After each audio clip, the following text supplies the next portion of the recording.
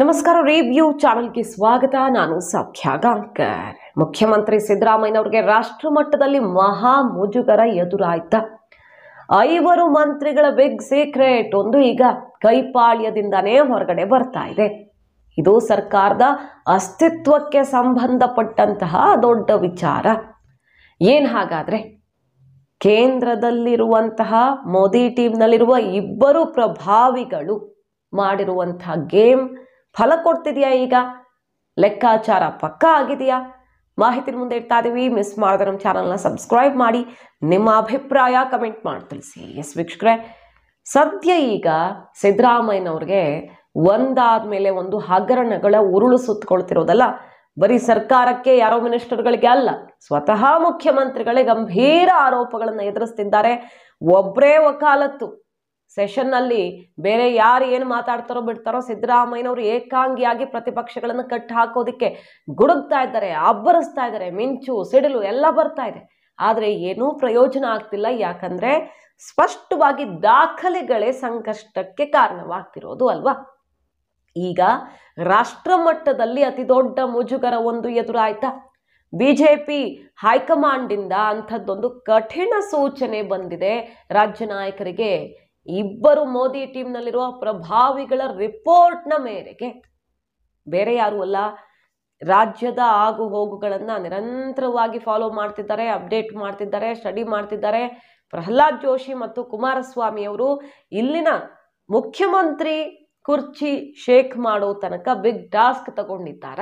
ಗೊತ್ತಿರೋದೆ ಅಲ್ವಾ, ಬಿಜೆಪಿ ಹೈಕಮಾಂಡೇ ಈ ಕೇಸಲ್ಲಿ ಸಿದ್ದರಾಮಯ್ಯನವರ ಇನ್ವಾಲ್ವ್ಮೆಂಟ್ ನೇರವಾಗಿ ಕಾಣ್ತಿರುವಾಗ ಬಿಡಬೇಡಿ, ಅವ್ರನ್ನ ರಾಜೀನಾಮೆ ಕೊಡಿಸೋ ತನಕ ಬಿಡಬೇಡಿ ಅನ್ನೋ ಕಠಿಣ ಸಂದೇಶ ಕೊಟ್ಟಿರೋದ್ರ ಬಗ್ಗೆ ಈಗಾಗಲೇ ಸುದ್ದಿ ಆಗಿತ್ತು.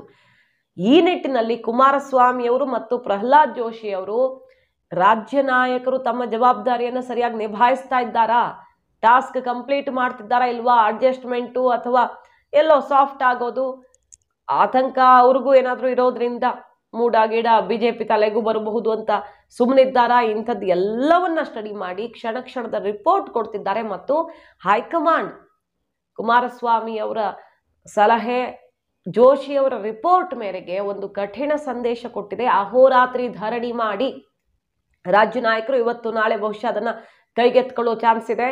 ಯಡಿಯೂರಪ್ಪನವ್ರ ಕಾಲದಲ್ಲೆಲ್ಲ ಆಗಿತ್ತಲ್ಲ. ಸೆಷನ್ ನಡೀತಿದೆ.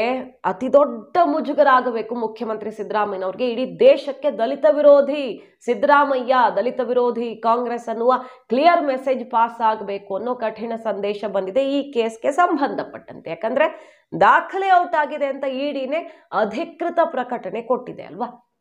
ಈ ಕೇಸ್ನಲ್ಲಿ ಯಾವುದು ವಾಲ್ಮೀಕಿ ನಿಗಮ ಕೇಸಲ್ಲಿ 100 ಕೋಟಿ ಅಕ್ರಮ, ಆ ಹಣ ಏನಾಗಿದೆ, ಎಲೆಕ್ಷನ್ನಲ್ಲಿ 24ರ ಲೋಕಸಭಾ ಚುನಾವಣೆ ಎಲೆಕ್ಷನ್ನಲ್ಲಿ ಮದ್ಯ ಖರೀದಿಗೆ ಬಳಕೆಯಾಗಿದೆ ಅಂತ ದಾಖಲೆಯನ್ನೇ ತೆಗೆದಿದೆ. ಇಡಿ ಅಧಿಕೃತವಾಗಿ ಹೊರಗಿಟ್ಟಿದೆ ಮಾಹಿತಿಯನ್ನ. ಮೂಡಾ ಕೇಸ್ನಲ್ಲೂ ಈಗ ಒಂದಾದ್ಮೇಲೆ ಒಂದು ರಹಸ್ಯಗಳು ತೆರೆದುಕೊಳ್ತಿವೆ. ಇಲ್ಲೂ ದಲಿತರ ಜಮೀನನ್ನ ಕಬಳಿಸಿದ್ದಾರೆ ಸಿಎಂ ಅಂತ ಕುಮಾರಸ್ವಾಮಿ ಆದಿಯಾಗಿ ಬಿಜೆಪಿಯವರೆಲ್ಲ ಮುಗಿ ಬೀಳ್ತಿದ್ದಾರೆ. ಮೈಸೂರಲ್ಲೂ ಹೋರಾಟ ತೀವ್ರ ಸ್ವರೂಪವನ್ನೇ ಪಡ್ಕೊಳ್ತಿದೆ.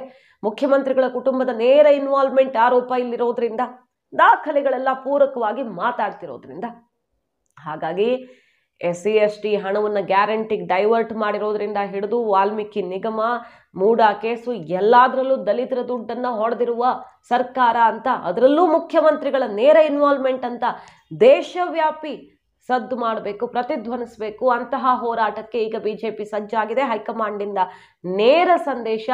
ಮೂಡಾ ಕೇಸ್ನಲ್ಲಿ ಯಾರಾದರೂ ಭಯದಿಂದಾನೋ ಮತ್ತೊಂದು ಪ್ರತ್ಯಸ್ತ್ರ ಆ ಕಡೆಯಿಂದ ಬರಬಹುದು ಅಂತಾನೋ ಹಿಂಜರಿದ್ರೆ ನೆಟ್ಟಗಿರಲ್ಲ ಪರಿಣಾಮ, ಮುನ್ನುಗ್ಗಿ ಅನ್ನುವ ಕಠಿಣ ಸಂದೇಶ ಬಂದಿದೆಯಂತೆ. ಯಾಕಂದ್ರೆ ಬಿಜೆಪಿ ಕಡೆ ಕಾಂಗ್ರೆಸ್ನವರು ಕೈ ಬೆರಳು ತೋರಿಸೋಕೆ ಶುರು ಮಾಡಿದ ತಕ್ಷಣ ತಣ್ಣಗಾಗೋ ಚಾನ್ಸ್ ಇರುತ್ತಲ್ಲ. ಪ್ರತಿ ಸರ್ಕಾರಗಳಲ್ಲೂ ಹಂಗೆ ಆಗೋದು.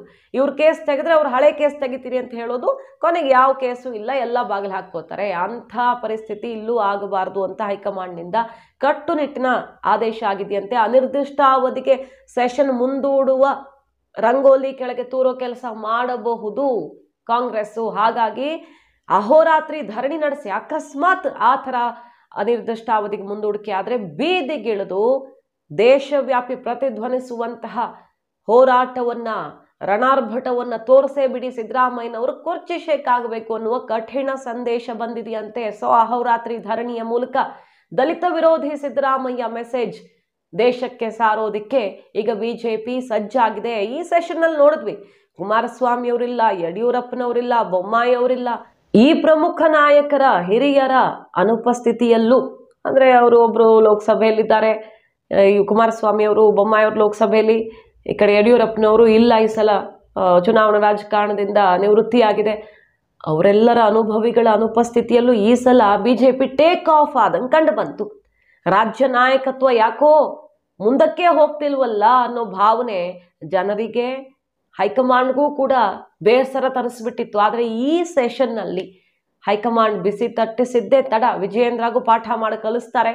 ಯಾಕೆ ಡಿ ಕೆ ಶಿವಕುಮಾರ್ ವಿರುದ್ಧ ನೀವು ಗಟ್ಟಿ ಧ್ವನಿ ಎತ್ತುತ್ತಾ ಇಲ್ಲ ಅಂತ ಹಲವು ಪಾಯಿಂಟ್ ಬೈ ಪಾಯಿಂಟ್ ಪ್ರಶ್ನೆಗಳನ್ನು ಹಾಕಿ ಧೈರ್ಯ ತುಂಬಿ ಕಳಿಸ್ತಾ ಇದ್ದ ಹಾಗೆ ಇಲ್ಲಿ ಹೋರಾಟಗಳೆಲ್ಲ ಜೋರಾದವು. ಟ್ಯಾಕ್ಸು ಮತ್ತೊಂದು ಎಲ್ಲದರ ವಿರುದ್ಧ ಈಗ ಸೆಷನ್ ನಲ್ಲಂತೂ ಹಗರಣಗಳಿಗೆ ಸಂಬಂಧಪಟ್ಟಂತೆ ಆಕ್ರಮಣಕಾರಿಯಾಗಿ ಮುನ್ನುಗ್ತಿದ್ದಾರೆ ವಿಜಯೇಂದ್ರ. ಮತ್ತೊಂದು ಕಡೆ ಆರ್ ಅಶೋಕ್ ಕೂಡ ಅನುಭವ ಪ್ರದರ್ಶನ ಮಾಡ್ತಿದ್ದಾರೆ. ಯತ್ನಾಳ್ ಬಿಜೆಪಿಗರಿಗೆ ಒಂದ್ ಕಡೆ ಮುಜುಗರ ತಂದಿಡ್ತಾ ಇದ್ರು, ಕಾಂಗ್ರೆಸ್ ವಿರುದ್ಧವೂ ಹಗರಣಗಳ ವಿಚಾರದಲ್ಲಿ ಮುಗಿ ಬೀಳ್ತಿದ್ದಾರೆ.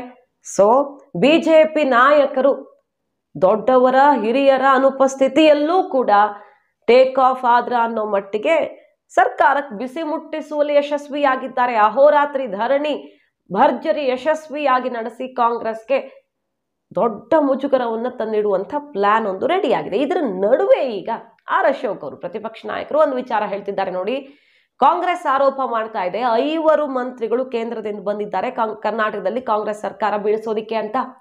ಯಾಕೆ ದಿಢೀರ್ ಅಂತ ಈ ಮಾತು ಹೇಳ್ತಿದೆ ಕಾಂಗ್ರೆಸ್ ಅಂದ್ರೆ, ಅವ್ರಿಗೆ ಸಿಕ್ಕಿಬಿಟ್ಟಿದೆ ನಮ್ಮ ಸರ್ಕಾರ ಶೇಕ್ ಆಗ್ತಿದೆ ಅನ್ನುವ ಮಾಹಿತಿ. ಹಾಗಾಗಿ ಆ ಸುಳಿವು ಸಿಕ್ಕ ಬಳಿಕ ಬಿಜೆಪಿಯ ಮೇಲೆ, ಕೇಂದ್ರದ ಮೇಲೆ ಎತ್ತಾಕುವಂತಹ ಪ್ರಯತ್ನ ಮಾಡ್ತಾ ಇದೆ ಅಂತ ಕಿಡಿಕಾರಿರೋದು. ಮೊನ್ನೆ ಶಾಸಕಾಂಗ ಸಭೆಯಲ್ಲಿ ಶಾಸಕರೇ ಮುಖ್ಯಮಂತ್ರಿಗಳ ವಿರುದ್ಧ, ಮಿನಿಸ್ಟರ್ಗಳ ವಿರುದ್ಧ ತಿರುಗಿ ಬಿದ್ದಿದ್ದಾರೆ. ಹಗರಣಗಳು ಬೇರೆ ಉಸಿರುಗಟ್ಟಿಸ್ತಾ ಇದೆ.